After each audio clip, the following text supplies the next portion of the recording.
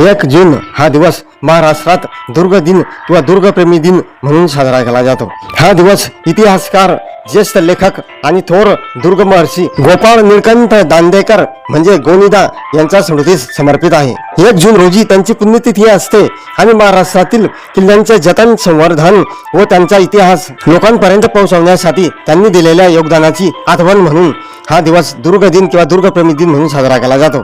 या दिवशी महाराष्ट्रातील विविध ट्रेकिंग संस्था दुर्गप्रेमी आणि शिवभक्त गड किल्ल्यांवर जाऊन स्वच्छता मोहीम, वृक्षारोपण, इतिहास वाचन आणि दुर्ग पूजनासारखे विविध उपक्रम राबवतात। जागतिक दूध दिन 1 जून रोजी जगभरात साजरा केला जातो। दुधाला पूर्णान्न मानले जाते। यामध्ये कॅल्शियम, व्हिटॅमिन डी, प्रोटीन आणि इतर अनेक पोषक घटक असतात जे शरीराच्या विकासासाठी आणि हाडांच्या मजबूतीसाठी आवश्यक असतात।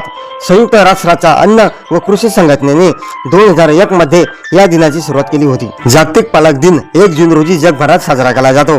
मुलांच्या संगोपनात आई वडिलांनी दिलेल्या निस्वार्थ त्यागाबद्दल आणि योगदानाबद्दल कृतज्ञता व्यक्त करण्यासाठी हा दिवस समर्पित आहे।